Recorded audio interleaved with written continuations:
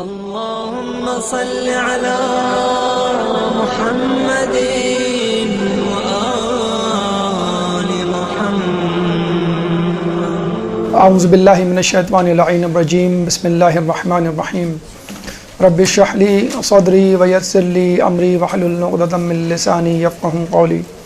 ان اللہ وملائکتہ یصلون علی النبی یا ایھا الذین آمنوا صلوا علیہ وسلموا تسلیما.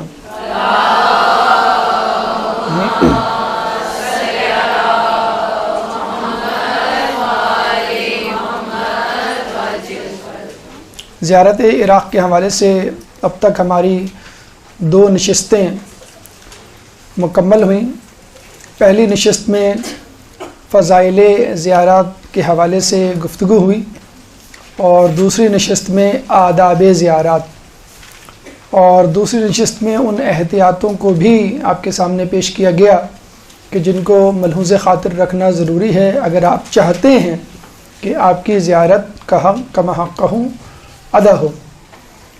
اس کے بعد ہم نے کہا تھا کہ انشاءاللہ آپ کو مرحلہ وار ہر مقامات مقدسہ کی طرف لے کے جائیں گے اور گھر بیٹھے یا مدرسے میں بیٹھ کر وہ روحانی سفر انشاءاللہ کروائیں گے کہ جس کو کرنے کے بعد ہم اور آپ تزکیہ نفس سے دوچار ہوں گے اور تقرب الہی سے بھی.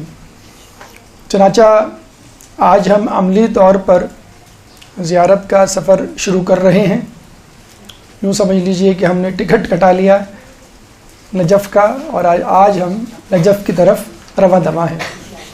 جیسے کہ ہم نے آپ کو بتلایا کہ جب ہم کسی جگہ کا قصد کرتے ہیں، کسی شخص سے ملنے کا ارادہ کرتے ہیں، کسی چیز کو دیکھنے کی کوشش کرتے ہیں، تو ضروری ہے کہ اس چیز کی، اس شخص کی، اس مقام کی اہمیت، فضیلت آپ کے ذہن میں ہو، تاکہ آپ جب اس کو دیکھیں، اس سے ملیں یا اس کی زیارت کریں تو آپ اچھی طرح سمجھ سکیں کہ میں کیا دیکھ رہا ہوں، کیا سن رہا ہوں، کیا سمجھ رہا ہوں اور کیا کسب کر رہا ہوں. چنانچہ جب ہم نجف کی طرف جائیں گے تو نجف کی طرف جانے سے پہلے جیسے ہم نے آپ کو بتایا کہ ہر مقام کی معرفت ضروری ہے. معرفت کے بغیر اگر آپ وہاں پہنچ گئے تو آپ سمجھ نہیں پائیں گے کہ میرے سامنے کیا ہے، اور جیسے گئے تھے کورے ویسے ہی واپس آئیں گے. چنانچہ نجف جانے سے پہلے ضروری ہے کہ نجف کی اہمیت آپ کے سامنے ہو. پھر نجف نام یا اس کے متبادل جتنے بھی نام ہیں ان کا کیا پس منظر، کیا معنی ہیں. تاریخ نجف بھی ضروری ہے جاننا کہ نجف کن مراحل سے گزر کر موجودہ شکل میں ہمارے سامنے آیا. پھر فضائل نجف، کیا مولا علی نے فقط ایسے ہی اس مقام کو منتخب کر لیا تھا، کیا واقعی اس کے اندر کوئی ایسی خوبی تھی کہ مولا نے اس مقام کو اپنی آخری آرام گاہ کے طور پر منتخب کیا. پھر خود مولا کی مرقد مبارک، قبر مبارک یعنی حرم مطہر کی مختصر تاریخ، کتنے لوگوں نے، کن لوگوں نے، کن گروہوں نے اس میں حصہ لیا. پھر مولا علی کی خود زیارت کیوں اہم ہے اور اس کا ثواب کیا ہے. انشاءاللہ یہ سب چیزیں جب آپ کے ذہن میں ہو جائیں گی تو مولا کی زیارت کرنا اور اس سے کسب کرنا کچھ مشکل نہیں ہوگا. ہمارا جو ہدف ہے، ہم نے پہلے بھی بتلایا کہ زیارت کا ہدف فقط یہ نہیں ہے کہ ہم زری کو دیکھ کے آ جائیں یا جو ہے روضے کو چوم کے آ جائیں. ہمارا مقصد ہے کہ اس سے کچھ کسب کریں، اپنے گناہوں کو بخشوا کرائیں اور پاک و پاکیزہ اور بالکل ایک نئی شخصیت کا روپ دھار کر اپنے گھر لوٹے. سب سے پہلے اہمیت نجف دیکھیں. اس وقت جو نجف کی، موجودہ نجف کی اہمیت ہے وہ سہ رخی ہے. 3 حوالے سے امپورٹنٹ ہے اس وقت نجف. اولین اہمیت بلا شبہ مولا کائنات حضرت علی ابن ابی طالب اللہم صلی علی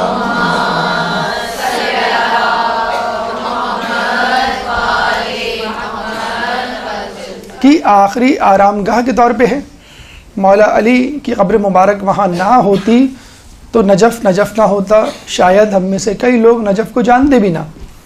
مولا علی نے جب وہاں پہ دفن ہونے کا ارادہ کیا، جب وہاں ان کی تدفین ہوئی، جب وہاں ان کے مزار مبارک بنا، حرم بنا، تو پھر اس شہر کی اہمیت ہو گئی۔ اس سے پہلے نجف کو کوئی نہیں جانتا تھا۔ اسی طرح ہم دیکھتے ہیں کہ مدینے کو رسول اللہ کے آنے سے پہلے کوئی نہیں جانتا تھا، فقط یثرب تھا، مدینہ النبی ہو گیا۔ کربلا کو مولا حسین کے آنے سے پہلے کوئی نہیں جانتا تھا، جب وہ آئے تو کربلا معلیٰ ہو گیا۔ اس طرح نجف تھا فقط، اور جب مولا کی وہاں تدفین ہوئی، آخری آرام گاہ قرار پائی، تو وہ نجف اشرف بن گیا۔ تو سب سے پہلی، سب سے اہم وجہ نجف اشرف کے مشرف ہونے کی، اہم ہونے کی اور مشہور ہونے کی خود مولا علی کی آرام گاہ ہے۔ دوسری ایک اہم وجہ حوزہ علمیہ، جو کہ پہلی وجہ سے مربوط ہے۔ اگر مولا علی کی وہاں پہ آخری آرام گاہ نہ ہوتی تو شاید حوزہ علمیہ نجف بھی نہ ہوتا، لیکن خود حوزہ علمیہ ایک اہمیت اختیار کرتا جا رہا ہے اور اس نجف اشرف کو 4 چاند لگا رہا ہے۔ دیکھا جائے تو نجف اشرف کا حوزہ قم سے پہلے بنا، نمبر 1۔ نمبر 2، اس وقت قم کا موجودہ مدرسہ حوزہ علمیہ بذات خود نجف کا مرہون منت ہے، یعنی وہاں جتنے بھی مجتہدین مراجعین ہیں وہ نجف ہی سے ہو کر آئے ہیں۔ جب نجف کا حوزہ اجڑا تھا تو وہاں سے لوگوں نے ہجرت کی تھی اور قم گئے تھے، اور پھر قم سے پھر واپس بھی آ کے لوگوں نے اس کی خدمت کی۔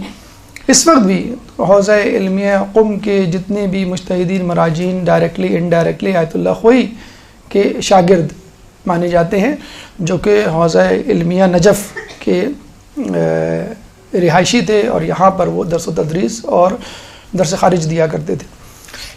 اس وقت حوزہ علمیہ نجف یوں سمجھ لیجئے ایک اپنی دوسری زندگی پا رہا ہے، اجڑنے کے بعد دوبارہ اس کو زندگی ملی ہے، اور اب یوں سمجھ لیجئے وہ اپنے جوبن پہ آ رہا ہے اور اپنی پیک پہ جا رہا ہے۔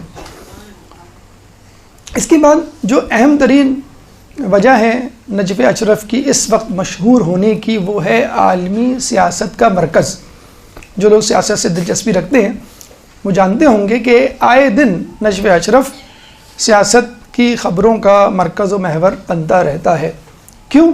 کہ خود عراق مرکز خبر ہے، چنانچہ عراق میں موجود وہ شخصیات جو عراق کی سیاست معاشرت پہ اثر ڈالتی ہیں ان سے ملانا ضروری ہے۔ تو چاہے وہ UN کے بانکی مور ہوں، یا پھر UK یا USA کے پریزیڈنٹ یا منسٹرز ہوں، ہر کوئی اس کوشش میں رہتا ہے کہ کسی طرح آیت اللہ نظمہ علی سیستانی یا دیگر مراجعین سے روابط رکھے جائیں، تاکہ ان کے مزاج و طبیعت کو سمجھتے ہوئے عراق سے متعلق اپنی پالیسی کو ترتیب دیا جائے اور اس کے بعد عراق میں کوئی اقدام کیا جائے۔ اور الحمدللہ آیت اللہ سیستانی کی رہنمائی میں اور دیگر مراجعین کے ٹیم ورک کی وجہ سے بدستور روز بروز ماشاءاللہ کامیابیاں حاصل ہو رہی ہیں، دنیائے تشیع کو تقویت مل رہی ہے، اور عراق کی بدولت پوری دنیا میں تشیع کو ایک عزت اور احترام کی نگاہ سے دیکھا جا رہا ہے۔ تو یہ سہ رخی اہمیت ہے، عراق کی سہ رخی اہمیت ہے نجف کی، کہ جس کی وجہ سے اس وقت نجف اشرف جو ہے پوری دنیا میں ایک مشہور و معروف شہر ہے۔ جیسے ہم نے بتایا کہ جب آپ کسی چیز، کسی شخص یا کسی جگہ کو دیکھتے ہیں، سنتے ہیں اس کے بارے میں، تو پہلی چیز جس سے آپ کا سامنا ہوتا ہے وہ اس کا نام ہے۔ اگر مطلب کسی شخص سے ملنا ہے تو اس کا نام آپ کے ذہن میں پہلے آئے گا، پھر باقی اس کے خصائص، اسی طرح جگہ، اسی طرح چیز۔ تو جب ہم نام کو سمجھ لیں تو بہت سارے مسائل مقدماتی طور پہ، بہت ساری تشریحات مقدماتی طور پہ حل ہو جاتی ہیں۔ یعنی نجف کیوں نجف کہلاتا ہے، یا اس کے جو دیگر نام ہیں ان کی وجوہات پس منظر کیا ہے، اگر وہ جان جائیں تو انشاءاللہ نجف کے حوالے سے کافی معلومات آپ کو مل جائے، اور پھر نجف کے مزاج کو، نجف کی تاریخ کو، نجف کے موجودہ حالات کو سمجھنے میں آپ کو چندہ دشواری نہیں ہوگی۔ خود نجف کے علاوہ نجف کے 14 نام ہیں۔ نجف کے علاوہ خود نجف کے 14 سے زیادہ نام مرکوز مذکور و منقول ہیں کتابوں میں۔ آئیے دیکھتے ہیں ان ناموں کے بیک گراؤنڈ، پس منظر، معنی اور تشریحات کیا ہیں۔ خود پہلے نجف کو ہم لے لیتے ہیں۔ نجف ایک کمپاؤنڈ ورڈ ہے، مرکب لفظ ہے جو کہ بنا ہے نی اور جف سے۔ نی اس دریا کا نام تھا کہ جو نجف میں کبھی بہا کرتا تھا، لیکن بعد میں وہ خشک ہو گیا۔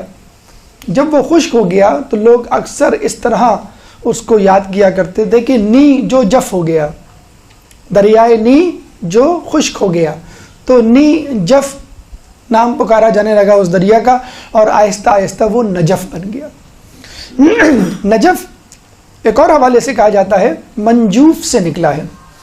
منجوف کا متبادل لفظ اردو میں ٹیلا ہے، ٹیلا یا سنڈیون، کہ جو تھوڑا سا سطح مرتفع پہ واقع ہوتا ہے، بلندی پہ واقع ہوتا ہے، اور ظاہر سی بات ہے جو چیز سطح زمین سے اوپر ہو وہاں پانی نہیں پہنچ سکتا۔ اگر اس کے آس پاس پانی جمع ہوگا تو وہ ٹیلے پہ نہیں پہنچ سکے گا۔ مطلب بارش ہوگی، آپ نے دیکھا ہوگا آپ کے گھر کی جو منڈیر ہوتی ہے اس پہ پانی نہیں آتا، سڑک پہ ہوتا ہے۔ تو منجوف سطح مرتفع، بلند جگہ، پلیٹو، اس جگہ اس چیز کو کہتے ہیں کہ جہاں پر پانی پہنچ نہ سکے۔ تو نجف ابھی بھی اور پہلے بھی سمندر سے 70 میٹر بلند ہے۔ اگر ہم 3 میٹر کی ایک منزلہ عمارت مان لیں تو یہ کتنی منزلہ عمارت بن جائیں گی؟ 20 منزلہ سے اوپر۔ سطح سمندر سے نجف 20 منزلہ اوپر ہے۔ تو ظاہر سی بات ہے کہ اگر یہاں پہ دریا آتا ہے، پانی آتا ہے، تو وہ نجف کے اوپر نہیں آ پائے گا۔ تو منجوف کہتے ہیں ایک ایسے ٹیلے، ایک ایسے چبوترے کو، ایک ایسی سطح مرتفع کو جو زمین سے بلند ہو اور جہاں پہ پانی نہ پہنچ سکے۔ تو جب بھی پانی یہاں پر آتا، بارش ہوتی مثلا، یا دریا کا فرات کا رخ یا اس سے کوئی نہر لی جاتی اور اس طرف چھوڑی جاتی، تو وہ آس پاس رہتی لیکن نجف شہر کے اوپر نہیں آ پاتی، اس لیے اس کو نجف کہا جاتا ہے۔ یہ ایک نام ہو گیا نجف کا بیک گراؤنڈ، 2 حوالے سے نام ایک نجف۔ نجف کے ایک نام ہے مشہد۔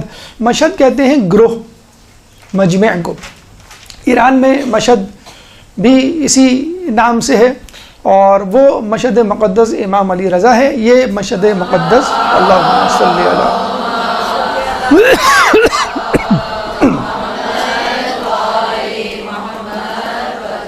حالانکہ یہاں پہ تو اس کا نام مشہد نہیں ہونا چاہیے، کیونکہ ایک زمانے میں نجف جو ہے بالکل ویران اور بنجر زمین تھی۔ مولا کی قبر کے انکشاف سے پہلے کوئی اس جگہ کو نہیں جانتا تھا، لیکن اب دیکھیں 60 ملین 60 لاکھ یعنی 6 ملین سے زیادہ اس کی جو ہے وہ آبادی تجاوز کر چکی ہے۔ کوئی یقین نہیں کر سکتا ہوگا اس زمانے میں جب اس کا نام و نشان نہیں تھا، ایک بنجر زمین تھی اور مولا کی قبر کا انکشاف وہاں پہ نہیں ہوا تھا، یا اس سے پہلے کہ ایک زمانہ ایسا آئے گا جہاں جب اس شہر کی آبادی اتنی ہو جائے گی۔ پورا ایک صوبہ ہے عراق کا بھی ہے، لیکن اس زمانے سے اس کا نام جو ہے وہ مشہد جو ہے وہ چلا آ رہا ہے۔ غری یا غرا اس کا ایک نام ہے، اور عربی میں غری یا غرا کو ہم کہتے ہیں حساس یا نیک آدمی، جو بہت جلدی مائنڈ کر جاتا ہو، سینسٹیو ہو، گناہ کے معاملے میں بہت زیادہ احتیاط برتتا ہو، ایسے شخص کو جو ہے وہ غری کہا جاتا ہے۔ اسی طرح اسی سے ایک لفظ نکلا ہے غروی۔ غروی دبلا پتلا یا دبلی پتلی چیز یا تنگ جگہ۔ اصل میں نجف جو ہے وہ ریکٹینگولر شیپ، مستطیل شیپ کی جگہ ہے، اور وہ ایلانگیٹڈ ہے، کوئی پھیلی ہوئی جگہ نہیں ہے جیسے آپ کا موبائل ہوتا ہے، یوں سمجھ لیجئے اس طرح کی ریکٹینگولر شیپ کی جگہ ہے، اور وہ سطح زمین سے اٹھی ہوئی ہے۔ تو وہ ایک تنگ راہداری، ایک کوریڈور سمجھ لیں، اس لیے اس کو غروی کہا جاتا ہے۔ اچھا، اس کا نام جودی ہے کیونکہ یہاں پہ کوہ جودی تھا۔ کون سا کوہ جودی؟ وہ پہاڑ جس پر نوح علیہ السلام کے بیٹے کنعان نے چڑھ کر اپنے زعم میں کہا تھا قالا سآوی الی جبل یعصمونی من الماء، کہ میں نے پہاڑ پہ پناہ لے لی ہے جو مجھے اس پانی یعنی طوفان سے بچا لے گا۔ سورہ رعد آیت نمبر 43. اللہ تعالیٰ نے جب اس کی یہ بات سنی، نوح علیہ السلام اپنے بیٹے کو پکار رہے تھے تو اس نے یہ جواب دیا. قرآن نے اس کا جواب اپنی کتاب میں لکھا ہے خدا نے. تو اللہ تعالیٰ نے کوہ جودی سے کہا کہ میرا ایک نافرمان بندہ مجھ سے فرار ہو گیا ہے اور تیرے پاس پناہ لینا چاہتا ہے، تو کیا تو اسے پناہ دے گا؟ یہ سن کر کوہ جودی پہ لرزاں طاری ہو گیا اور وہ کانپنے لگا اور شرم سے ہیبت سے پاش پاش ہو گیا. جودی یعنی اپنے علاقے نجف سے لے کر شام تک زمین میں دھس گیا اور اس کے بعد وہ نہیں ابھر سکا اور ریزہ ریزہ ہو گیا. اب وہاں پر یعنی نجف سے لے کر شام تک کے علاقے میں کوئی پہاڑ نہیں، کیونکہ پہلے پہاڑ تھا جو خدا کے اس کلام سے، اس سزا دینے والے انداز سے کہ کیا تم ایسا کرو گے، تو وہ فوراً جو ہے خوف سے پھٹ گیا. اس لیے اس جگہ کو جو ہے وہ جودی بھی کہا جاتا ہے. اچھا، یہ ہمارے لیے بھی ایک درس عبرت ہے کہ کیا جب ہم گناہ کرتے ہیں تو کیا کوئی ایسی آواز ہمارے دل سے اٹھتی ہے، اور اگر دل سے اٹھتی ہے یا ہمارا ضمیر جو ہے ہمیں کچوکے لگاتا ہے اور ہمیں جگاتا ہے، تو کیا ہم اس خوف سے کانپنے اور لرزہ بندام ہو جاتے ہیں؟ جبکہ ایک پہاڑ جو ہے وہ اللہ تعالیٰ کی اس بات سے، عاطف غیبی سے جو ہے وہ لرزہ بندام ہو گیا. طور، کوہ طور بھی اسی جگہ پر ہے. حرم سے آپ تھوڑا سا آگے جائیں گے، واکنگ ڈسٹینس پہ اس کا تذکرہ آگے آئے گا کہ یہ وہ پہاڑ ہے کہ جہاں پہ موسیٰ علیہ السلام نے اللہ تعالیٰ سے کلام کیا، اور یہیں پہ موسیٰ علیہ السلام کو اللہ تعالیٰ نے کلیم اللہ کا لقب دیا. اس کا ایک نام ظہور بھی ہے جو ظہر سے نکلا ہے. ظہر کا مطلب ہوتا ہے پشت. ظہر ہوتا ہے اور ایک باطن ہوتا ہے، ایک ظاہری اور ایک باطنی پہلو ہوتا ہے. اصل میں نجف کوفے سے ہٹ کر آگے کی طرف پشت کوفہ پہ واقع ہے. پہلے زمانے میں نجف الگ سے ایک جگہ یا شہر یا علاقہ نہیں مانا جاتا تھا، یہ کوفے کا حصہ مانا جاتا تھا. زیادہ سے زیادہ اس کو پشت کوفہ کہہ دیا جاتا تھا. جب بھی اس کا نام آتا تو لوگ کہتے پشت کوفہ، یعنی کوفہ کے پچھواڑا، کوفے کے پیچھے. اور روایتوں میں بھی کئی جگہوں پہ پشت کوفہ کا نام آیا ہے. تو پشت کوفہ کی وجہ سے اس کا نام ایک ظہور بھی ہے، اور یہ ظہر سے نکلا ہے. اور یہ بیسیکلی اگر آپ دیکھ، جیسے بھی ابھی نام کو بتایا، یہ شیپ یاد رکھیں، اس کی ریکٹینگولر شیپ ہے اور ابھری بھی ہے. تو ریکٹینگولر شیپ ابھری بھی ہو تو لگتا ہے کہ کسی کی پیٹھ ہے یا کسی کا کم نکلا ہوا پیچھے سے. تو کوفہ ایک سر سمجھ لیجیے آپ، اور اس کے بعد اس کا ظہر، اس کا ظاہری یا پیٹھ والا حصہ، اس لیے اس کو ظہور بھی کہتے ہیں. ربوہ تنگ جگہ کو کہتے ہیں. ہمارے یہاں جو سانس کی بیماری ہوتی ہے جسے دمہ کہتے ہیں انگلش میں، جس کو ایزما کہتے ہیں، اس میں سانس کی نالی ٹریکیا اور برونکائی تنگ ہو جاتے ہیں، اس سے سیٹی جیسی آواز بھی نکلتی ہے. اس کو عربی میں کہتے ہیں ربو، انگلش میں کہتے ہیں ایزما، اردو میں کہتے ہیں دمہ. تو اسی حوالے سے اس کا نام ربوہ ہے، کیونکہ یہ جگہ تنگ ہے اور ایلونگیٹڈ ہے، تھوڑی سی طولانی ہے، ٹیوب شکل کی آپ جسے کہتے ہیں، اس وجہ سے اس کا نام ربوہ ہے. ایک ویسے ربوہ لاہور کے قریب بھی ہے جو قادیانیوں کا مرکز ہے. بہرحال یہاں پہ ربوہ کہنے کی جگہ تنگ ہونا اور ایلونگیٹڈ، طویل ہونا. ایک اس کا نام ہے بانقیہ. یہ بڑا انٹرسٹنگ اور پس منظر ایک کہانی لیا ہوا واقعہ اپنے اندر لیے ہوئے نام ہے.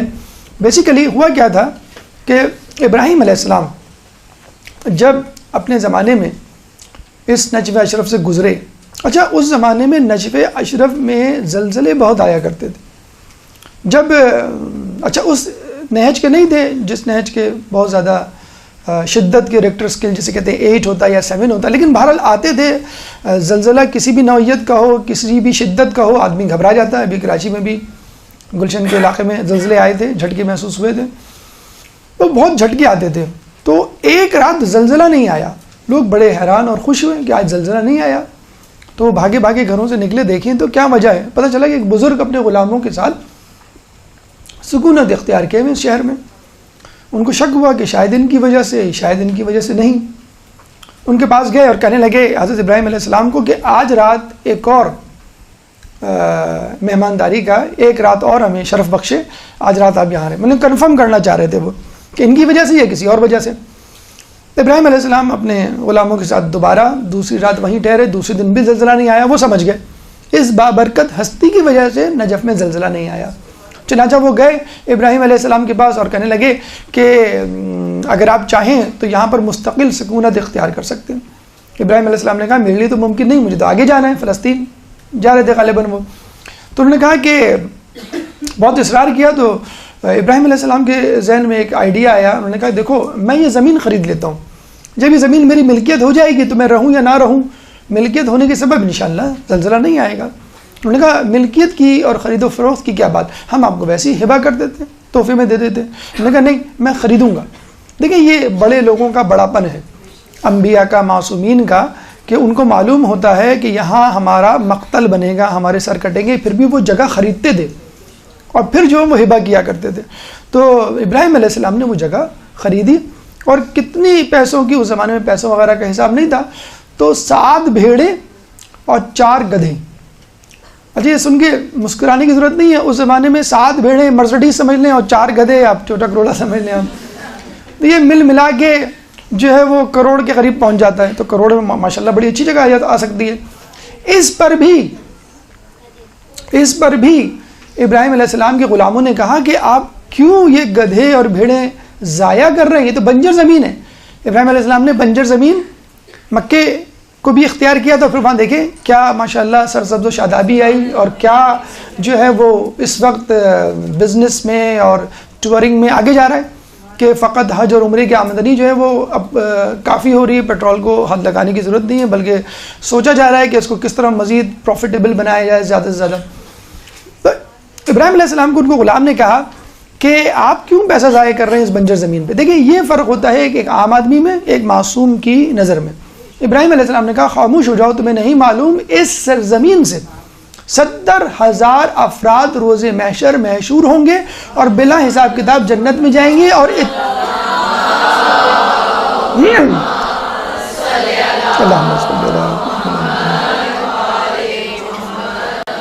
درود تو آپ کو اب پڑھنا چاہیے. اور 70,000 افراد بلا حساب کتاب جنت میں جائیں گے, اور اتنے ہی ہر ایک اتنے ہی افراد کو اپنے ساتھ جنت میں لے کے جائے گا. اللہم صلی اللہ.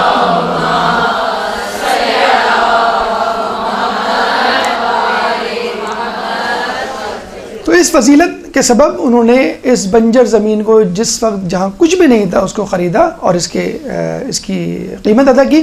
اس زمانے میں جو لوگ وہاں رہتے تھے وہ بنتیا, بے نون توے یا ہے, بنتیا زبان بولا کرتے تھے, اور بنتیا زبان میں بھیڑ کو نقایہ کہتے تھے. تو بنتیا کی نقایہ, پھر وہ بعد میں بانقیہ کمپاؤنڈ ورڈ بن گیا, بانقیہ یعنی جہاں پر بھیڑیں دے کر جگہ کو خریدا گیا. اس کے بعد ایک اور نام وادی سلام. اس وقت وادی سلام جب ہم کہتے ہیں تو قبرستان ذہن میں آتا ہے. بیسیکلی خود نجف کا نام وادی سلام ہے, اور وادی سلام کا قبرستان was a part of it, ایک اس کا حصہ تھا. جیسے ہم کہتے ہیں کہ میوہ شاہ کا قبرستان ہے تو اس کا علاقہ کچھ اور ہوگا, اور اس کا قبرستان یعنی اس شہر کا قبرستان وہ میوہ شاہ کا کہلائے گا مثلا. تو وادی سلام پورے نجف اشرف کا نام تھا, اور قبرستان اس میں موجود تھا, تو اس کو کہا جاتا تھا کہتے کہ وادی سلام کا قبرستان.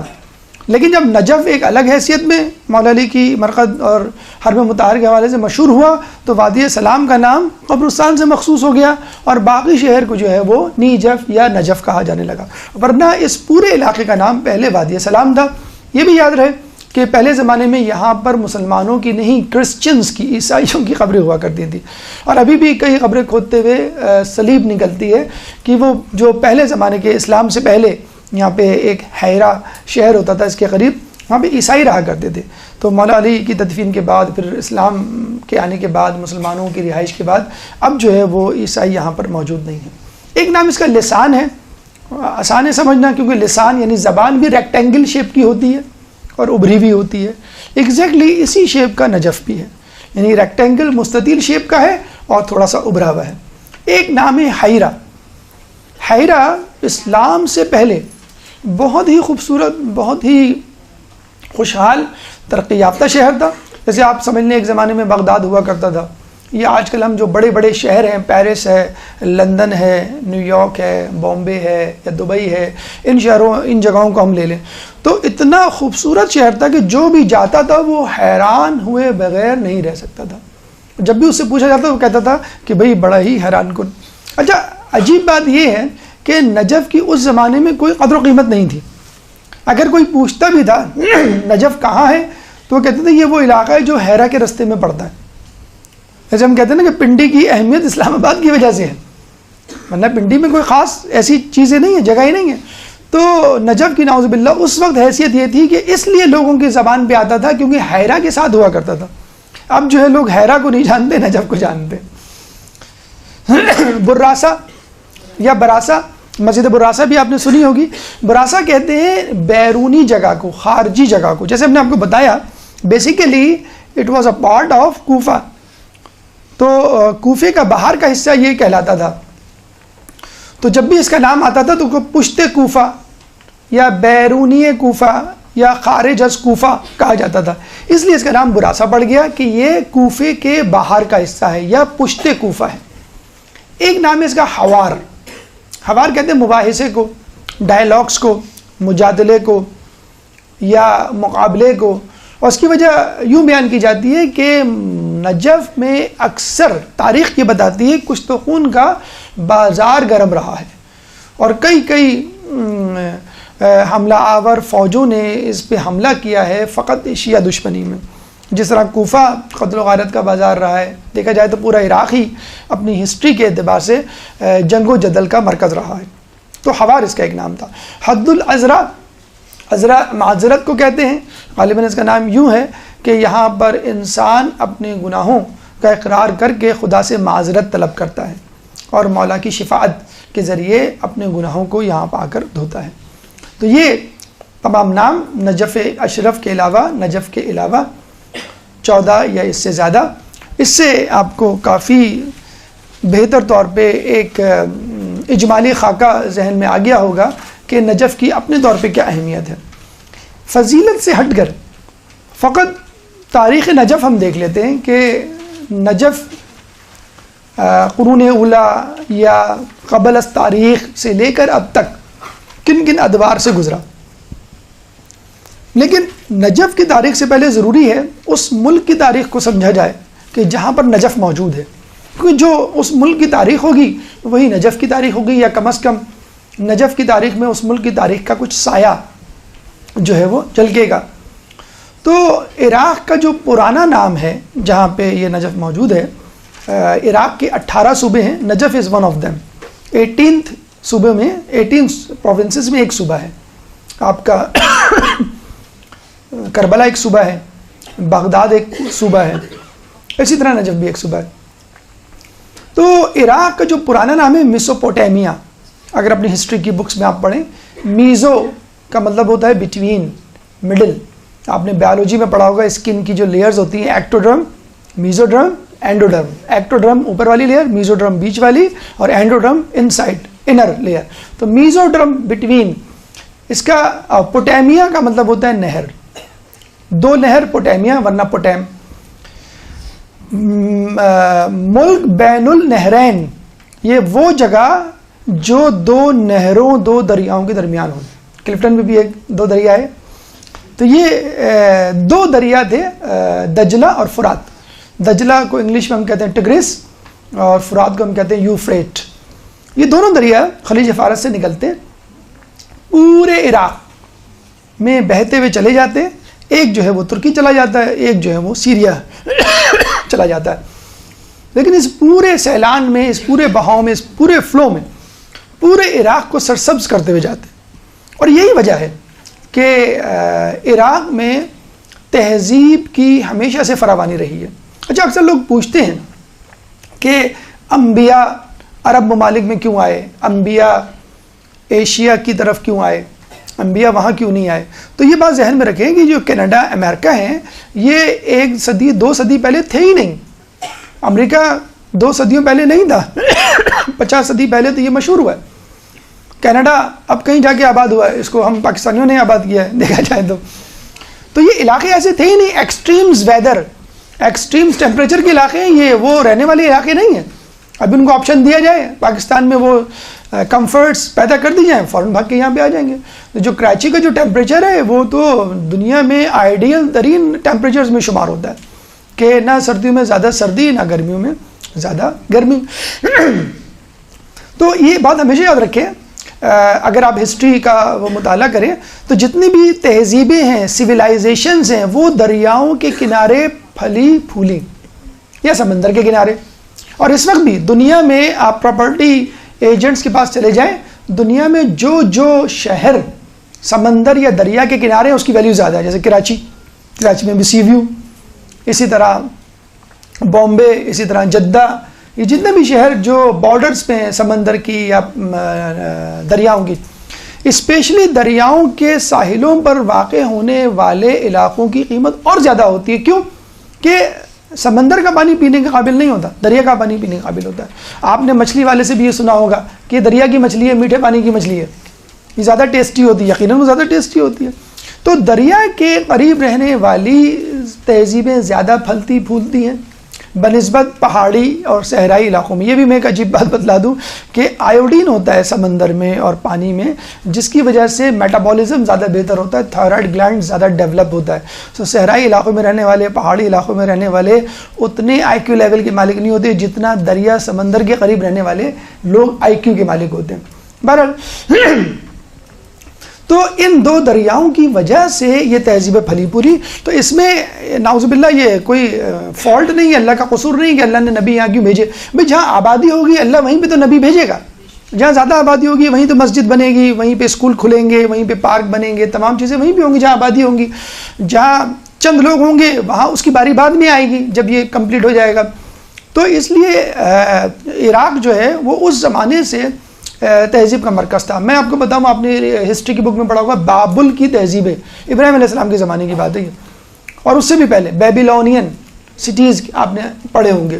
اس کے بعد الیگزینڈر دا گریٹ، سکندر اعظم یہاں پر آیا، یونان میں تھا لیکن یہاں پر آیا. اچھا یہ بھی ابھی آپ ہسٹری میں ابھی آپ کو تھوڑا سا ہم بتائیں گے، آپ کو پتہ چلے گا کہ عراق کو استعمال غیروں نے کیا ہے، ان عراقیوں نے خود نے ابھی تک صحیح سے استعمال نہیں کیا عراق کو. تو بابل کی تہذیب یہاں پہ تھی.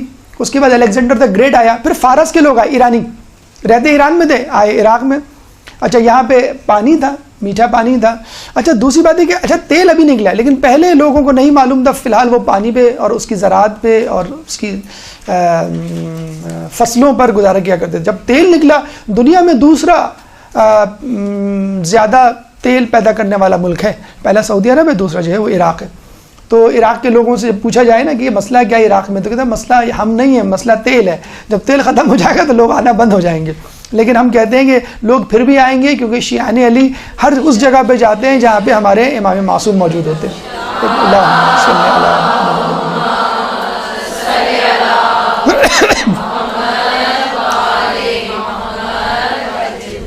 تو پہلے جو ہے وہ بابل کی تہذیبیں، پھر الیگزینڈر گریٹ، سکندر اعظم آیا، اس نے دارالخلافہ بنایا، پھر فارس نے، اس کے بعد مسلمانوں نے یہاں پر ریڈ کیا اور اس پہ قبضہ کیا اور ان کو اپنی سلطنت میں شامل کیا. اس کے بعد بنو امیہ نے اس کی طرف توجہ نہیں دی، بنو عباس نے اس کی طرف توجہ دی کہ یہ زرخیز علاقہ ہے، پانی ہے، اس کو جو ہے وہ ڈیولپ کرنا چاہیے. تو آپ نے سنا ہوگا گولڈن پیریڈ آف مسلمس، آپ کبھی ہسٹری پڑھیں تو یہ وہ دور تھا جب بغداد اپنے عروج پہ تھا. یعنی بالکل بغداد ایسے جیسے نیو یارک، یہ سیریا کا قافلہ جا رہا تھا نا نیو یارک، اس کو روک لیا گیا، ٹرمپ نے منع کر دیا. تو زمانے میں یورپ سے قافلے جایا کرتے تھے، بغداد ہمیں نیشنلٹی دے دو. جو گولڈن پیریڈ ہوا کرتا تھا، بہت تعمیر اور بہت ترقی، بہت خوشحالی ہوا کرتی تھی. تو اس وقت انہوں نے توجہ دی. لیکن یہ بات ہم پھر بھی بتلا دیں کہ ہمارے نزدیک خوشحالی ترقی کوئی معنی نہیں رکھتی کہ اگر ہمارے معصوم اور اللہ کے منتخب کردہ بندوں کو تھوڑی سی بھی تکلیف ہو جائے، ان کو سوئی بھی چپ جائے، تو ہم کہیں گے وہ دور سیاہ ترین دور تھا. تو بہرحال یہاں پہ جو ہے انہوں نے توجہ دی. عباسی خلیفہ جب گئے تو پھر منگولز نے اٹیک کیا، اور یہ تھا تقریباً 6 صدی عیسوی میں، 6 صدی عیسوی میں منگولز نے اٹیک کیا. منگولز کے بعد 12ویں صدی میں عثمانیہ خلافت قائم ہوئی، جس میں اس نے عراق کو بھی، اور یہ تھے ترک زیادہ تر. اچھا جتنی تہذیبیں پہلے کہیں کہیں حکومت کر چکی ہیں، اس وقت انٹرنیشنل پالیٹکس میں وہ بہت آگے نظر آتی ہیں. ترکی آپ کو اس طرح کیوں اچھلتا ہوا نظر آتا ہے؟ ایک زمانے میں ترکی کی سلطنت عثمانیہ تھی, خلافت عثمانیہ کو بچانے کے لیے ہم لوگوں نے کتنی قربانیاں دیں یہاں پہ پاکستان میں, انڈیا میں. تو فارس ایران جو ہے کیوں اتنی گریٹ ایک رہی ہے سویلائزیشن, اس وجہ سے. عراق ہے, پھر دوسرے اقوام ہیں. تو سلطنت عثمانیہ 12ویں صدی میں رہی, اور سلطنت عثمانیہ کا جو زوال ہوا وہ فرسٹ ورلڈ وار میں ہوا. جب فرسٹ ورلڈ وار ہوئی تو سلطنت عثمانیہ جو ہے وہ ہاتھ سے چلی گئی, خود ہی ختم ہو گئی, اور اس کی جگہ فرانس اور برٹن نے لے لی. اب ان کی باری تھی, انہوں نے خوب خون چوسا. خون کیا چوسا؟ تیل چوسا, اور خوب ڈبے بھر بھر کے جو ہے وہ لے گئے. برطانیہ کی کمپنیز اور فرانس کی کمپنیز خوب بے خوب بنائے یہاں کے لوگوں کو. پھر جب سیکنڈ ورلڈ وار ہوئی تو امریکہ نے کہا اب ہماری بیٹنگ ہے, اب ہماری باری ہے, اب آپ جائیں. امریکہ نے وہاں پہ جو ہے ٹرک کے ٹرک بھرے, اور اس کے پیچھے لکھا ہوتا تھا ڈرنکیبل واٹر یا dirty water not for drink, کہ کوئی اس کی طرف دیکھی بھی نہیں. تیل کے کنٹینرز پہ واٹر کے جو ہے لیبلز لگا لگا کے. ابھی بھی عراق میں جو کنسٹرکشن کمپنیز ہیں 90% امریکنز ہیں, 90% وہی ہیں جنہوں نے اس کو تباہ کیا ہے.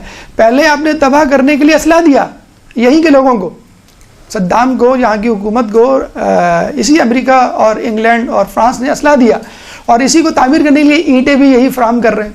تو پہلے بھی یہ پیسہ لے کر اس کو لوٹ رہے تھے, اب بھی جو ہے وہ پیسے لے کر اس ملک کو لوٹ رہے ہیں. 2003 میں جب صدام کی حکومت واصل جہنم ہوئی, وہ خود واصل جہنم ہوا, اس کو پھانسی ہوئی, پھر کہیں جا کر جو ہے موقع ملا شیعوں کو یہاں پہ آزادانہ سانس لینے کا.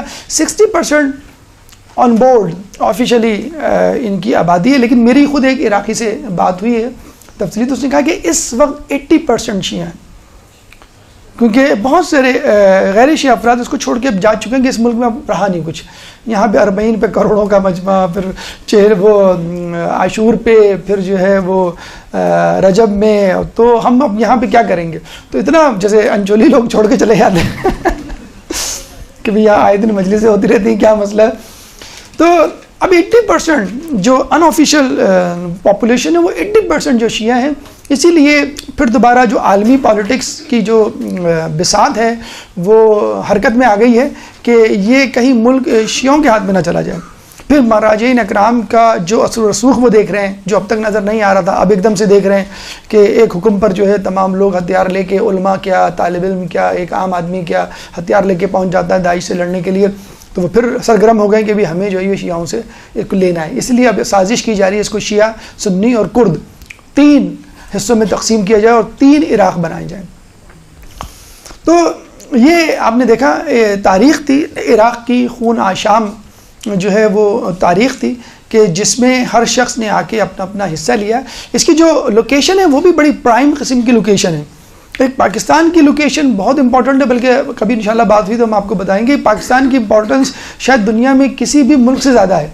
جو لوکیشن ہے ہماری, ہم جن ممالک کے درمیان ہے, جو سمندر ہے, اور اگر ہم تھوڑا سا اپنے بارڈرز کو یوز کر لیں اور صرف آنے جانے کے لیے ٹول ٹیکس لے لیں, تو اس سے ہماری جو ہے وہ خرچہ پانی, ہماری جو انکم ہے اور معیشت ہے وہ سمجھ جائے گی. تو آپ اس میں دیکھ لیں اس کا جو بیک گراؤنڈ ہے, باؤنڈریز ہیں. اوپر نارتھ میں ترکی ہے, نیچے سعودی عرب ہے, رائٹ ہینڈ پہ ایسٹ پہ ایران ہے, ویسٹ پہ جو ہے وہ جارڈن ہے. تو یہ ممالک ان کی اپنی سویلائزیشنز ہیں, فارس کی, ترکی کی, سعودی عرب کی, اور ان کا اپنا اثر و رسوخ رہا ہے. تو ابھی بھی اگر عراق میں کچھ ہوتا ہے تو ان ممالک جو بارڈرز میں ہیں ان کی ایک اپنی حیثیت ہے, وہ اثر ڈالتے ہیں. اچھا یہ تو موجودہ ہے, لیکن اگر ہم دیکھیں تو یہ انبیاء کی سرزمین رہا ہے. فلسطین کو انبیاء کی سرزمین کہا جاتا ہے, اور عراق کو بھی کہا جاتا ہے. انبیاء میں آپ لے لیں آدم علیہ السلام, وہ یہاں پہ صرف قبر مبارک نہیں کہتے, انہوں نے اس کا مسکن بنایا تھا. نوح علیہ السلام کی فقط قبر مبارک نہیں ہے, آپ نے دیکھا ہوگا کوفے میں جو کنواں ہے وہیں سے تو پانی نکلا تھا. وہ ایک تو اوپر سے برسا تھا اور ایک زمین سے نکلا تھا, تو وہ وہاں سے نکلا تھا پانی. تو نوح علیہ السلام نے اس کو اپنا مرکز بنایا, پھر اس کے بعد خضر علیہ السلام نے اس کو اپنا مرکز بنایا, پھر جو ہے دیگر انبیاء نے. تو انبیاء کی سرزمین کہا جاتا ہے. یعنی پیچھے اگر ہم ہسٹری میں جائیں تو آپ کو یہاں پہ حرکت اور ہلچل نظر آئے گی.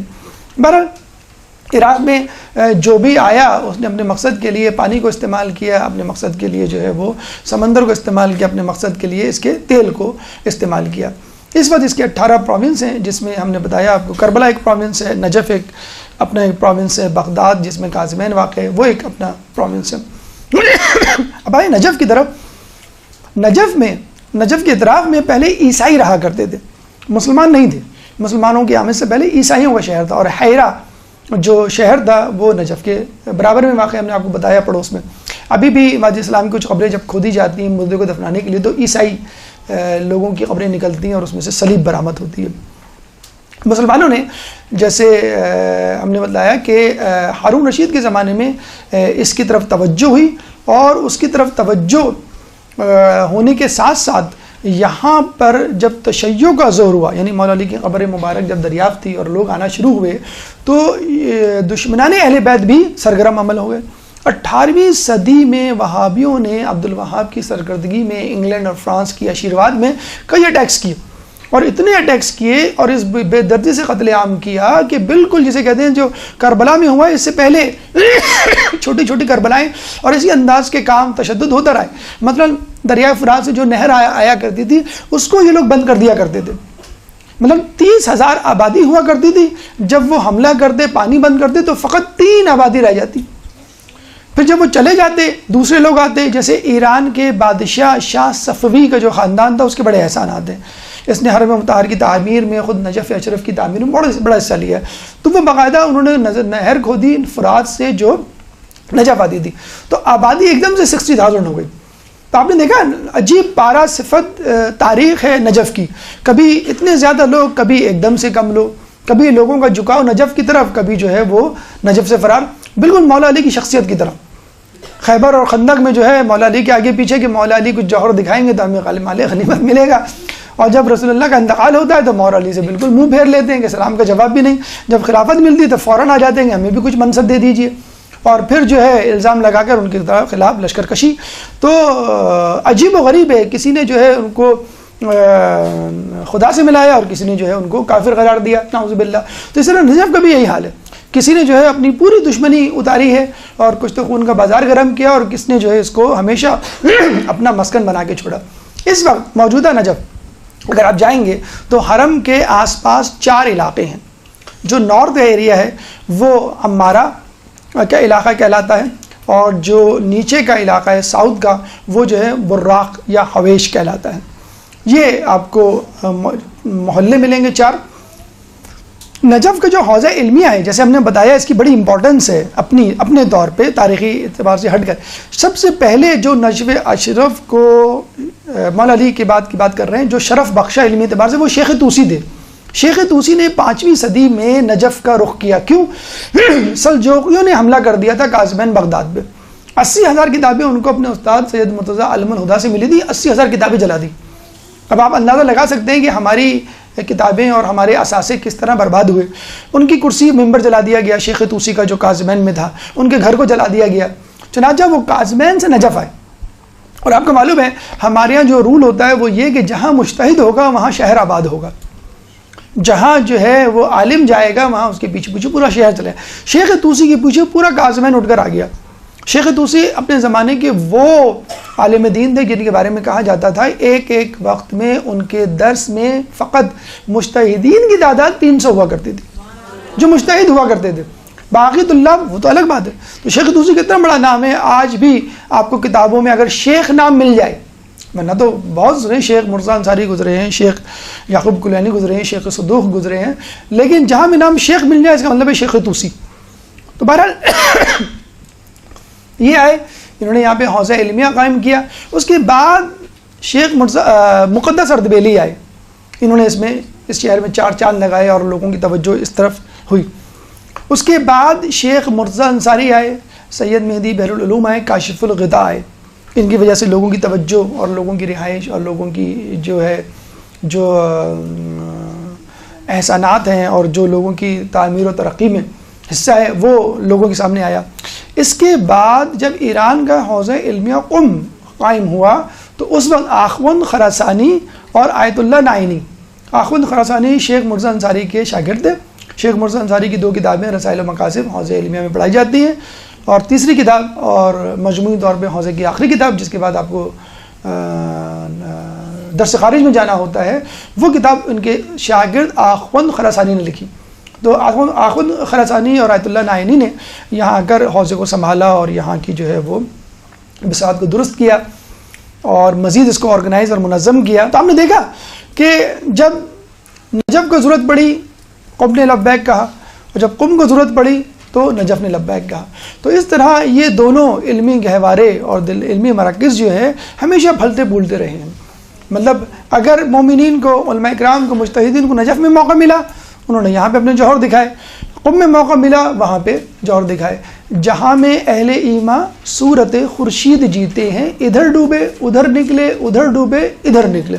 تو یہی حال علماء کا، مجتہدین کا اور مومن کا بھی ہونا چاہیے کہ وہ اپنے اعمال کو جگہوں سے مخصوص نہ کرے کہ میں مسجد میں ہوں، مدرسے میں ہوں تو نیکوکار بنوں گا، اور اگر میں گلی کوچوں میں ہوں گا، رشتہ داروں میں محفل میں ہوں گا تو نیکوکار نہیں بنوں گا.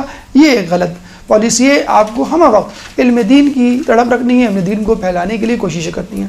اب آ جائے فضیلت نجف. کیا نجف خود مولا علی کی تدفین سے پہلے کوئی اہمیت رکھتا تھا؟ کیونکہ ہمارے ائمہ، ہمارے معصومین اہل بیت جب بھی کوئی کام کرتے ہیں اس میں کوئی علت ہوتی ہے. کیا مولا علی نے فقط ایسے ہی اس کو منتخب کر لیا تھا، یا واقعی اس میں کوئی خوبی تھی جو مولا کو نظر آئی اور پھر وہاں پہ گئے؟ کیونکہ مولا اکثر کہا کرتے تھے اے نجف تو تیرا ظاہر کتنا خوبصورت ہے، تیرا باطن کتنا دل آویز، اور کاش میری قبر تیرے ہاں بنے. خود مولا کہا کرتے تھے. اس میں کیا خوبی تھی کہ جس کی وجہ سے مولا علی نے شہر نجف کو اپنی آخری آرام گاہ کے طور پہ منتخب کیا؟ ایک درود پڑھ دیں محمد والے محمد.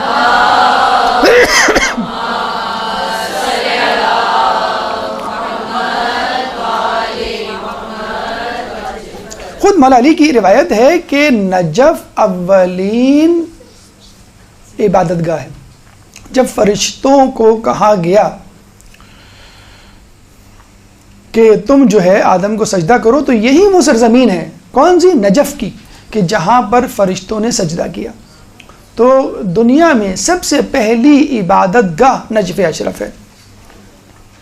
پھر کہتے ہیں کہ روزانہ 70,000 فرشتے بیت المعمور کا طواف کرتے، پھر نیچے بیت اللہ کا طواف کرتے ہیں، پھر یہی 70,000 فرشتے مسجد نبوی جاتے ہیں، وہاں قبر رسول کا طواف کرتے ہیں، پھر یہی فرشتے نجف اشرف جا کے حرم مطہر کا طواف کرتے ہیں. 70,000 فرشتے روزانہ ایسا کرتے ہیں، اور یہ سلسلہ قیامت تک جاری رہے گا. اس کے علاوہ ایک اور اہمیت، مودت اہل بیت کو اللہ تعالیٰ نے جب تقسیم کرنا چاہا تو سب سے پہلے آسمان نے لبیک کہا، اللہ نے اس کو اپنا عرش بنا لیا.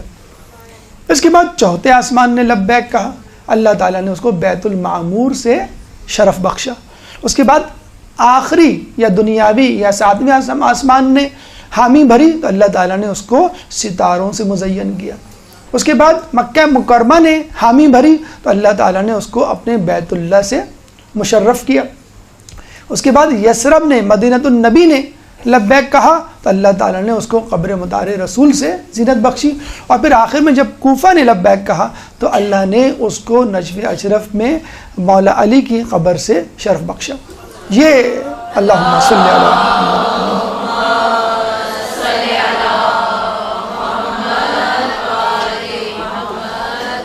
قل لا اسألکم علیہ اجرا الا المودۃ فی القربى. اس آیت کو سمجھنا، اس پہ عمل کرنا اگر انسان شروع کر دے تو انشاءاللہ جب بے جان چیزوں کو، جگہوں کو شرف مل سکتا ہے تو ہم جیسے عاقل اشرف المخلوقات جیسی مخلوق کو اللہ تعالیٰ شرف کیوں نہیں بخش سکتا.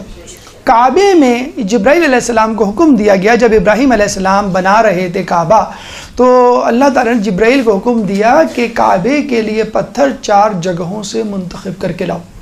کوہ صفا جو وہیں واقع ہے، کوہ مروہ وہ بھی وہیں واقع ہے، اس کے بعد کوہ طور جو کہ نجف میں ہے، اور خود نجف اشرف کے پتھر. ان 4 جگہوں سے اللہ تعالیٰ نے خانہ کعبہ کے لیے پتھروں کو منتخب کیا اور پھر اپنا جو ہے بیت اللہ بنایا. ایک اہمیت نجف کی اس لیے ہے کہ ملکیت ابراہیم علیہ السلام کی جگہ جاگیر. خود مولا علی نے اپنے زمانے میں 40,000 درہم دے کر اس کو خریدا اور کچھ گواہ بنائے. تو لوگوں نے کہا، جو گواہ بنے تھے کہ مولا آپ اس بنجر زمین کے لیے 40,000 درہم کیوں خرچ کر رہے ہیں؟ تو آپ نے کہا تمہیں نہیں معلوم کہ قیامت کے دن 70,000 افراد محشور ہوں گے جو بلا حساب جنت میں جائیں گے، میں چاہتا ہوں وہ افراد میری ملکیت میں سے ہوں۔ تو یہ ابراہیم کی بھی ملکیت ہے اور علی کی بھی ملکیت ہے۔ اللہ تعالیٰ نے موسیٰ علیہ السلام کو کلیم اللہ اسی سرزمین پہ بنایا، عیسیٰ مقدس کو مقدس اسی سرزمین پہ بنایا، ابراہیم کو خلیل اللہ اسی سرزمین پر بنایا، اور رسول اللہ کو اپنا حبیب اسی سرزمین پر قرار دیا۔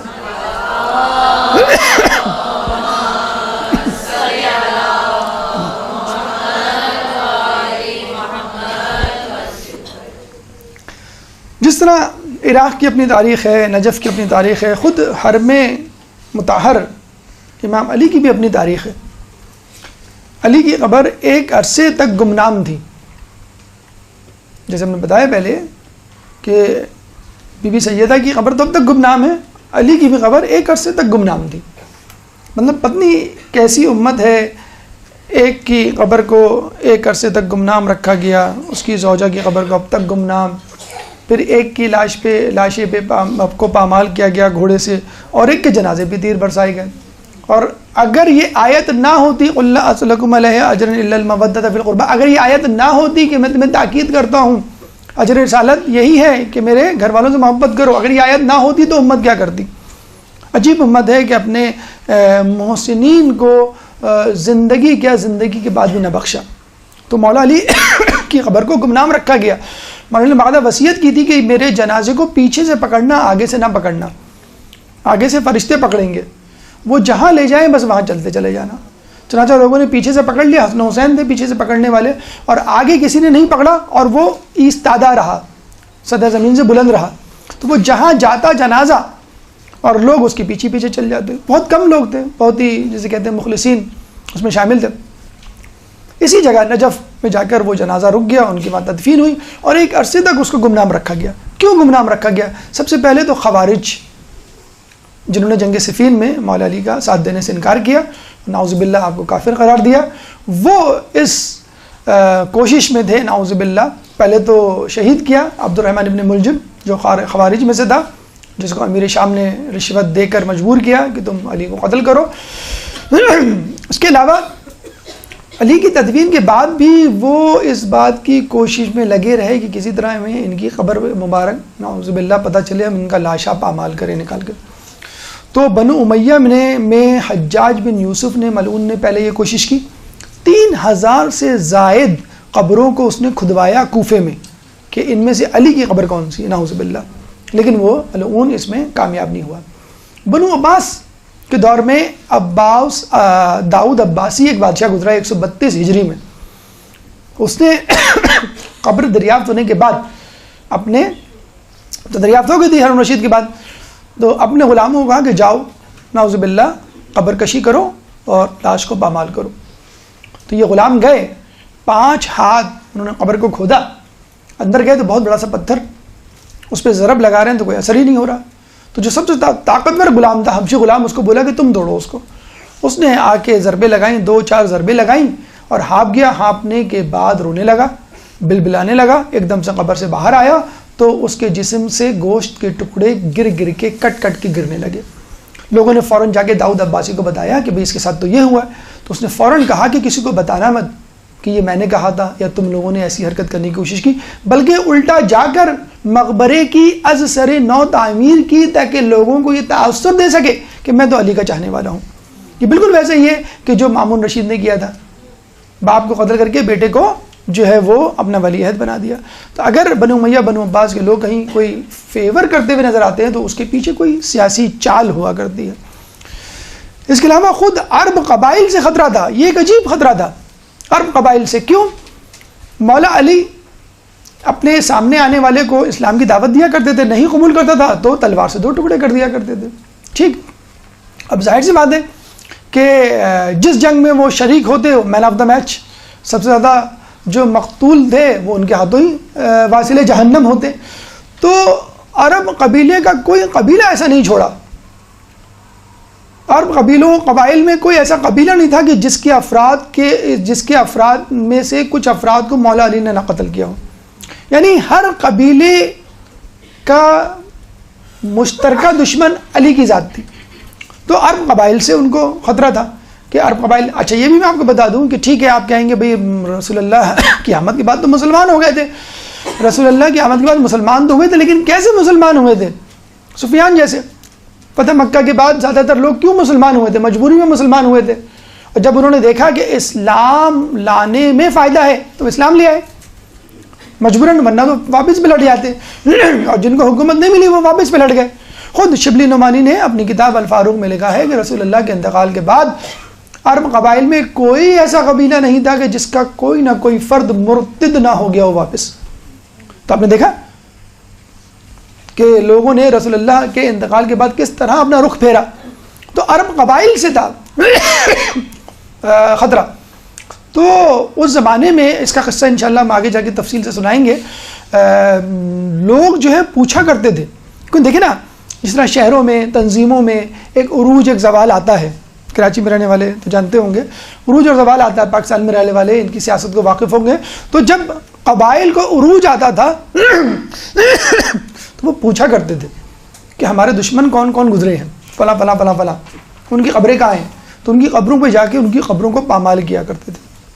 بنو عباس نے بنو امیہ کی کئی قبروں کو بادشاہوں کو نکال کے، بلکہ تاریخ تو کہتی ہے کہ بنو عباس نے بنو امیہ کے ہر بادشاہ کی قبر کے لاشیں کو نکال کر پامال کیا سوائے عمر بن عبدالعزیز کے، اور اس کے بارے میں ہمارے علماء فرماتے ہیں کہ یہ وہ واحد بادشاہ تھا بنو امیہ کا جس نے علی پہ لعنت رکوائی، شاید اس وجہ سے اس کی لاش کی بے حرمتی ہونے سے رک گئی۔ بہرحال تو یہ مولا علی کو خدشہ تھا، چنانچہ انہوں نے جو ہے وہ اپنی قبر کو گمنام رکھا۔ اور اچھا یہ بھی دیکھیں کہ قبر جو ہے اس کا انکشاف دشمنان اہل بیت ہی میں سے ہوا، اور حدیث رسول موجود ہے، اس میں کوئی حیران ہونے کی بات نہیں ہے کہ اللہ تعالیٰ بسا اوقات دین کا کام نیک بدکار فاسق و فاجر سے بھی کرواتا ہے۔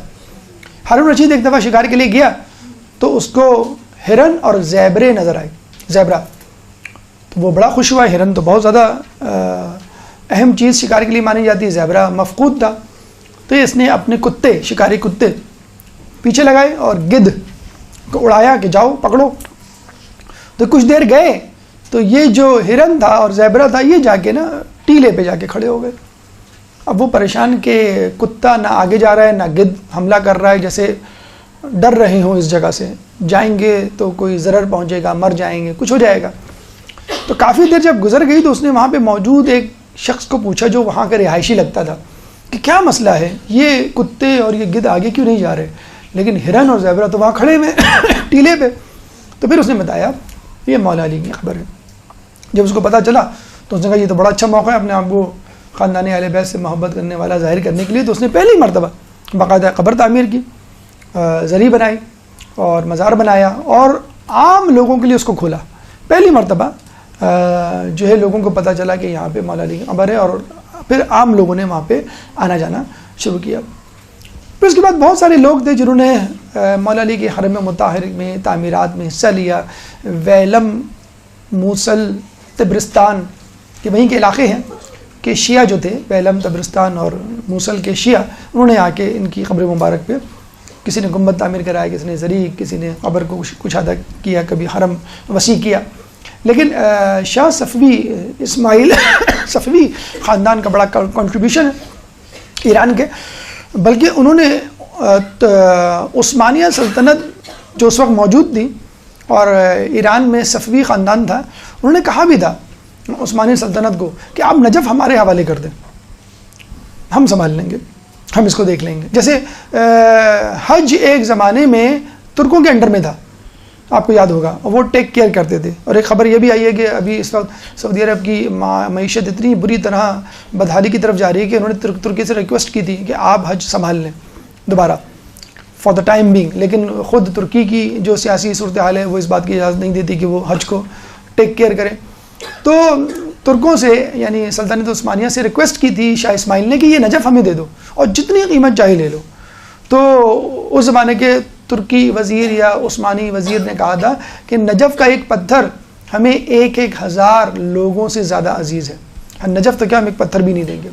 بہرحال جب ان کی قبر مبارک دریافت ہوئی تو لوگوں کی جو سوئی ہوئی محبت تھی مولا علی سے وہ جاگ اٹھی، جس طرح خلیفہ سویم کے بعد ایک دم سے لوگوں کے دلوں میں مولا علی کی خلیفہ محبت جاگ اٹھی، اس طرح ان کی قبر کے انکشاف ہونے کے بعد لوگ جوق در جوق یہاں پہ آیا کرتے تھے، زیارت کیا کرتے تھے، اور جو بھی اپنی تعلیمات، جو بادشاہ اپنے اپنے حساب سے اس کی تعلیم و ترقی میں حصہ لے سکتا تھا، شاہ صفوی اس وجہ سے بھی بہتر ہیں کہ عبد الوہاب نے اپنے ٹولے کی سرکردگی میں کئی حملے کیے 18ویں صدی میں، اور اتنا قتل و غارت کیا کہ صرف کربلا میں 12 ہزار افراد کو موت کے گھاٹ اتار دیا، اور نہ صرف قتل و غارت بلکہ پانی تک روک لیا کرتے تھے۔ تو یہ شاہ صفوی نے باقاعدہ فرات سے ایک نہر کھدوائی جو کہ نجف آیا کرتی تھی، تو حرم مطہر کی تعمیر میں انہوں نے بہت حصہ لیا۔ اس وقت بھی اگر آپ جائیں تو وہاں پہ عراق کے بعد جو قوم آپ کو مینجمنٹ میں، انتظامیہ میں نظر آئے گی وہ ایرانی افراد ہیں۔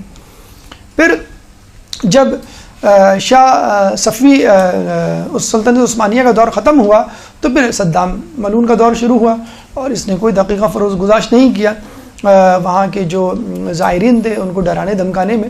ایک دور تو یہ تھا کہ اگر کوئی وہاں جاتا تھا تو وہ اپنے آپ کو اکیلا پاتا تھا۔ بعض راتوں میں، بعض ایام میں ایسا بھی ہوا ہے خوف کی راتوں میں کہ وہاں فقط ایک ہی زائر نظر آتا۔ ہمارے ایک دوست اس زمانے میں جب گئے تھے صدام کے زمانے میں تو بتا رہے تھے کہ حرم میں فقط میں کھڑا ہوا تھا اور کوئی بھی نہیں تھا۔ پاکستان سے گئے تھے، یہ جوش جذبے سے معمور تھے، فقط یہ کھڑے ہوئے تھے اور کوئی بھی نہیں تھا۔ تو ایسی حالت بھی ہوئی ہے کہ لوگ جاتے ہوئے ڈرتے تھے، منتظمین میں، گارڈز میں، اور جو افراد ہوتے تھے باقاعدہ ان کے ایجنٹس گھما کرتے تھے، جاسوس، کہ کون لوگ آ رہا ہے کون جا رہا ہے۔ یہ دیکھیں اس تصویر میں جو ہے یہ صدام آیت اللہ خوئی کو زبردستی گرفتار کر کے لے جا رہا ہے۔ تو پوری کوشش کی انہوں نے جو ہے وہاں کے مراجعین کو، مجتہدین کو ستانے کی، وہاں کے لوگوں کو کسی طرح کے یہاں کی زیارت کا زور کم ہو جائے۔ لیکن جب 2003 میں یہ واصل جہنم ہوا، اس کو پھانسی ہوئی، تو پھر مقامات مقدسہ کا پورا انتظام وزارت اوقاف سے نکل کر دیوان وقفی شیعی کے پاس آ گیا۔ پہلے حکومت کے کنٹرول میں تھا، اور حکومت میں اہل تشیع اہل تسنن دونوں ہوا کرتے تھے، وہ دونوں سنبھالتے تھے۔ لیکن اب یہ شرط رکھی گئی ہے کہ تمام عراق کے تمام مقامات مقدسہ میں فقط شیعہ افراد جو ہوں گے اور وہی انتظام سنبھالیں گے۔ تو دیوان وقفی شیعی کے بعد سے ایک دم سے انقلابی تبدیلی آئی ہیں۔ آپ جا کے دیکھیں وہاں کتنی سہولیات ہو گئی ہیں، اسپیشلی جو ابھی 2-4 سال کا وقت جو گزرا ہے، بالکل کچھ عرصے میں آپ دیکھیے گا مکہ مدینہ کو فیسلٹیز وائز بالکل بیٹ کر دے گا، پیچھے چھوڑ دے گا۔ تو اچھا یہ بھی خوشخبری ہے کہ ابھی جو زری لگی ہوئی تھی مولا کی قبر مبارک پر، اس کو ہندوستانی اور چینی کاریگروں نے تیار کیا تھا۔ تو یہ بھی ہمارے لیے ماشاءاللہ ایک اچھی بات ہے، ہمارے لیے ایک سعادت ہے۔ لیکن ابھی تقریباً یہ بات ہوگی 1 مہینے پہلے کی، اسی مہینے جنوری کے مہینے میں آپ نے بھی سنا ہوگا 70 سالہ پرانی زری کو ہٹا دیا گیا ہے اور نئی زری لگائی ہے جو اس سے بھی زیادہ بہت زیادہ خوبصورت ہے۔ ابھی جو زری لگی ہے وہ 70 سالہ پرانی زری کے مقابلے میں لگی ہے اور اسی مہینے لگی ہے۔ اب آئیے نجف کی اہمیت کو دیکھنے کے بعد خود امیر المومنین کی زیارت کے کیا فضائل روایات میں مرقوم ہیں۔ ایک درود پڑھ دیں محمد والے محمد۔ اللہم صلی علی محمد۔ مولا کی پیدل زیارت کربلا کے حوالے سے آپ نے سنا ہوگا۔ خود مولا کی پیدل زیارت اگر کوئی کرے، ہر قدم کے بدلے 1 حج 1 عمرے کا ثواب، اور اگر واپس بھی پیدل آئے تو ہر قدم کے بدلے 2 حج 2 عمرے کا ثواب۔ اب کہاں ہیں وہ لوگ جو کہتے ہیں ہوٹل کتنا قریب ہے؟ ہوٹل قریب ہونا چاہیے۔ آپ دیکھیں تو آپ کو کتنے حج مل رہے ہیں۔ آپ جو ہے ہوٹل قریب لے کے کیا کریں گے؟ دور ہوٹل ہے تو اچھا ہے، جب پیدل جائیں گے تو زیادہ ثواب ملے گا، اور قریب ہوگا تو کم ثواب ملے گا۔ تو مولا نے ہمارے لیے، ائمہ نے ہمارے لیے، ہماری مشکل میں بھی ہر مشکل کا ایک ایک جو ہے عظیم ثواب رکھا ہے۔ دیکھیں اللہ تعالیٰ اور معصومین ہمارا کیا کہتے ہیں پردہ کتنا رکھتے ہیں۔ ماہ رمضان میں کیا ہوتا ہے؟ آپ تھک جاتے ہیں سو جاتے ہیں، پھر تھک جاتے ہیں پھر سو جاتے ہیں۔ امی کیا کہتی ہیں کہ بھئی بیٹا کیا پورا روزہ تم جو ہے وہ سوتے میں گزارو گا؟ ہم کیا کہتے ہیں فوراً؟ آپ کو معلوم نہیں سونا عبادت، سانس تسبیح۔ تو ہم جیسے نکموں کی اللہ نے لاج رکھ لی، رسول اللہ نے پردہ پوشی کر لی. ہم سوتے اور آرام کرتے ہیں اپنی کاہلی اس کی وجہ سے, لیکن بڑے فخر سے کہتے ہیں. آپ کو معلوم نہیں اس کا کتنا بڑا اجر ہے. اب سنیے ان لوگوں کے بارے میں جو سستی کاہلی میں حرم نہیں جاتے اور ہوٹل سے چپکے بیٹھے ہیں, وائی فائی سے کھیلتے رہتے ہیں, یا اے سی روم میں بیٹھے رہتے ہیں, یا ڈائننگ ہال میں بیٹھے رہتے ہیں. حرم کے قرب و جوار میں, یعنی قرب و جوار کا مطلب ہوٹلز میں ایک رات بسر کرنے کا کیا ثواب ہے آپ کو معلوم ہے؟ کتنی مہینوں کی, کتنے سالوں کی عبادت کا ثواب ہوگا؟ 700 سال کی عبادت کا ثواب ہے. فقط ایک شب آپ نے ہوٹل میں گزارے, آپ سو کے آ رہے ہیں, آپ کچھ نہیں کر رہے ہیں, تھک گیا بھائی میں ہوٹل جا رہا ہوں, عبادت نہیں کرو گے نہیں. اگر تمہیں معلوم نہیں ہوٹل جا کے مجھے 700 سال کی عبادت کا ثواب ملے گا. لیکن اب آپ یہ سوچیں, تھوڑا سا اس کو پازیٹیولی لیں, کہ جو حرم کے قرب و جوار میں رہے 700 سال کی عبادت کا ثواب ایک سال میں پائے, جو حرم کے اندر رہے وہ کتنا ثواب پائے گا؟ اللہم صلی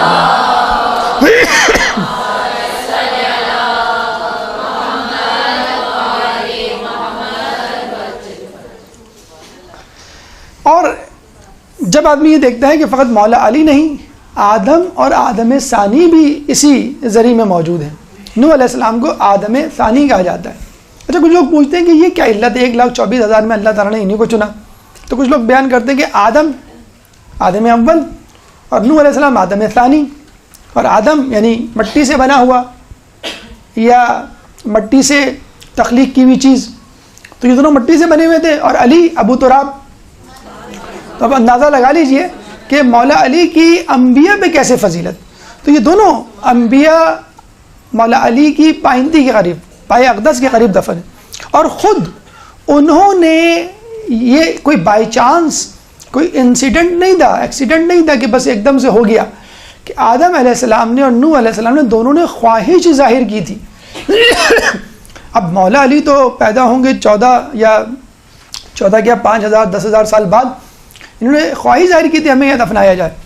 تو کہتے ہیں کہ جب نوح علیہ السلام کی کشتی بیت اللہ کے پاس آئی اور اس نے جو ہے وہ طواف کیا, پوری دنیا ڈوب گئی تھی, کعبہ نہیں ڈوبا, اونچا تھا, ٹیلے پہ تھا, مربع تھا. مولا علی کا شہر مربع نہیں ہے, مستطیل ہے, اونچا ہے اور ٹیلے پر ہے. تو کشتی نے طواف کیا تو وہاں فوراً وہی ہوئی کہ یہاں پر قبر میں موجود آدم علیہ السلام کی تابوت کو نکالو, اپنی کشتی میں رکھ لو.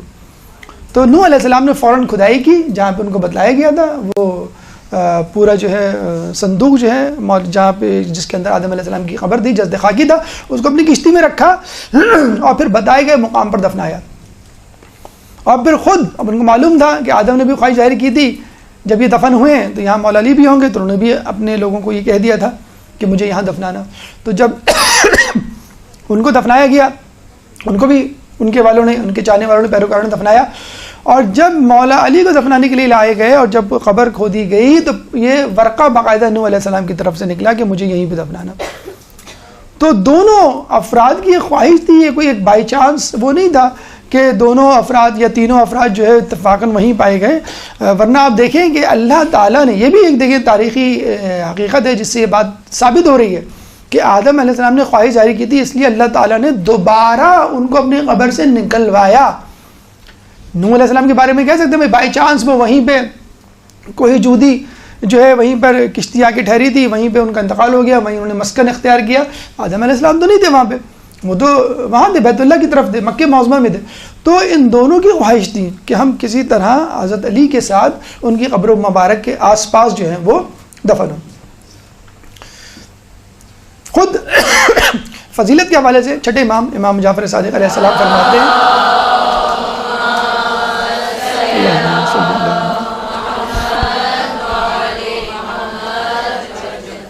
کہ تم لوگوں کو میں پشت کوفہ کی طرف جانے کے لیے سفارش کرتا ہوں کہ وہاں پہ ایک قبر ہے کہ اگر کوئی شخص اپنی کسی بھی بیماری کے ساتھ جائے گا تو شفا یاب ہو کر واپس پلٹے. خصوصی طور پہ 27 لیلۃ الاحیاء جسے کہتے ہیں, 27 رجب, جس کا ذکر خود ابن بطوطہ نے بھی اپنی کتاب میں کیا ہے. تو مولا امام فرماتے ہیں کہ جو بھی جس بیماری کے ساتھ جائے گا اس قبر مبارک میں حاضری دے گا مولا کی, اور سچے دل سے دعا کرے گا معرفت کے ساتھ تو واپس بغیر کسی بیماری کے شفا کے ساتھ آئے گا. یہاں پہ بھی دیکھیں مولا نے جو امام نے لفظ استعمال کیا ہے وہ ہے پشت کوفہ. ابھی ہم نے کہا تھا نا ظہور یا ظہر اس کا ایک نام ہے. بہرحال جب بھی گفتگو طولانی نہ ہو اس لیے ہم نے وہ اذکار یہاں درج نہیں کیے، لیکن آپ کوشش کریں کہ تمام اذکار کو لفظ بہ لفظ پڑھیں، ترجمے کے ساتھ پڑھیں. اس کے لیے ہم نے اب بتلایا تھا کہ اگر آپ خشوع و خضوع پیدا کرنا چاہتے ہیں تو اس کا طریقہ یہ ہے کہ تمام اعمال کو حرف بحرف لفظ با ترجمہ پڑھیں. ورود کوفہ، ارائیول ایٹ کوفہ، جب پہنچے اس کی دعا. دخول کوفہ ورود نجف اس کی دعا، جب ارائیول ہو آپ کا نجف میں. دخول نجف اس کی دعا. اس کے بعد اذن دخول جب حرم میں داخل ہو رہے ہیں، پھر دعا در صحن حرم امیر المومنین. پھر اس کے بعد رواق در مرقد امام علی، یعنی جو کوریڈور ہے ان کا قبر سے پہلے، زری مبارک سے پہلے، وہ اس میں داخل ہونے کی دعا. پھر پائے اقدس کی طرف کی دعا. پھر پشت قبلہ ہو کر زری کے سامنے کھڑے ہونے کی دعا. پھر سرائے اقدس سرانے کھڑے ہو کر دعا. اس کے بعد بہت ساری زیارتیں ہیں. زیارت امین اللہ خصوصی طور پہ تاکید کی جاتی ہے کہ اس کو پڑھیں. ایک نماز ہے، ویسے تو ہم 2 رکعت پڑھتے ہیں ہر معصوم کی، ہر امام کی زیارت کے بعد. مولا علی کے لیے 4 رکعتیں ہیں، 2 رکعت کر کے، اور ہر رکعت میں جو ہے وہ آپ کو 5 مرتبہ قل ہو اللہ پڑھنا ہے. شاید اس کی وجہ یہی ہو کہ مولا علی کو سورہ توحید بہت پسند تھی. تو مولا علی کا چاہنے والا بھی اگر وہاں پہ ہو تو کوشش کرے ایکسٹرا، جس طرح کہا گیا اضافی رکعت پڑھنے کا، وہ اضافی رکعت پڑھے، اور سورہ توحید ہر رکعت میں 5 مرتبہ. اس کے بعد آدم علیہ السلام اور نوح علیہ السلام کی زیارت، جو کہ خود اپنی خواہش اور تمنا سے یہاں ہوئے، پڑھے. زیارت امین اللہ، اور جو زیارتیں پڑھ سکتا ہے، کیونکہ جب وہاں آپ کو اسٹے ملتا ہے وہ 5 دن کا تقریباً، یا 3 دن کا، 4 دن کا، تو روزانہ آ کے جتنی زیارات پڑھ سکتے ہیں وہ پڑھیں. اس کے بعد آثار حرم امیر المؤمنین. ہم حرم میں داخل ہو گئے، ہم نے زیارت پڑھ لی، آدم و نوح کی بھی زیارت سے فارغ ہو گئے، نماز زیارت سے بھی ہم سبکدوش ہو گئے. اب ہمیں ہوش آئے گا، اب جو ہے ہم آس پاس دیکھیں گے کہ مولا علی کے حرم کے آس پاس کیا کیا چیزیں ہیں. تو یہ انشاءاللہ تفصیل، یہ خود ایک ایک درس ہے کہ آپ جب حرم میں داخل ہو گئے اور مولا کی زیارت پڑھ لی، اولین کام تو آپ کو یہی کرنا ہے. سب سے پہلے مولا کی زیارت، آدم علیہ السلام، نوح علیہ السلام کی زیارت. اس کے بعد آپ کو آگے پیچھے دائیں بائیں نظر دوڑانی ہے، کیا کیا چیزیں ہیں. 50 سے زیادہ علماء کی قبور ہے وہاں پہ، مدارس وہاں پہ موجود ہیں، اور بہت ہی جسے کہتے ہیں عبرت آمیز جگہیں موجود ہیں، جن کو دیکھ کے، جن کے تاریخی پس منظر میں جا کے آپ بہت کچھ سیکھ سکتے ہیں، بہت کچھ کسب کر سکتے ہیں انشاءاللہ. آثار حرم امیر المؤمنین، یعنی حرم امیر المؤمنین کے اندر کیا کیا چیزیں موجود ہیں، اس کا تذکرہ انشاءاللہ آئندہ درس میں ہوگا. اس کے بعد اطراف حرم مومنین کا تذکرہ ہوگا. اس کے بعد ڈسٹنٹ زیارات، جیسے کوفہ میں مسجد، خود کوفے کی مسجد ہے، مسجد سہلہ ہے، اور پھر دیگر اصحاب امیر المومنین انشاءاللہ. اللہ تعالیٰ سے دعا ہے کہ جو کچھ پڑھا سنا اس پہ عمل کرنے کی توفیق عطا فرما. ہم سب کو زیارت عراق نشب اشرف کرنے کی توفیق عطا فرما. ہماری زیارات کو قبول فرما. ہمیں اہل بیت کے نقش قدم پر چلنے کی توفیق عطا فرما. قیامت کے دن ہمیں ان کی شفاعت سے بہرہ مند فرما. امام کے ظہور میں تعجیل فرما. ہمیں ان کے انصار و اعوان میں شامل فرما. ربنا تقبل منا انک انت السمیع العلیم وتب علینا انک انت التواب الرحیم برحمتک یا ارحم الراحمین. اللجن اللجن يا مولا اللجن اللجن اللجن اللجن اللجن اللجن اللجن يا صاحب السماء اللجن اللجن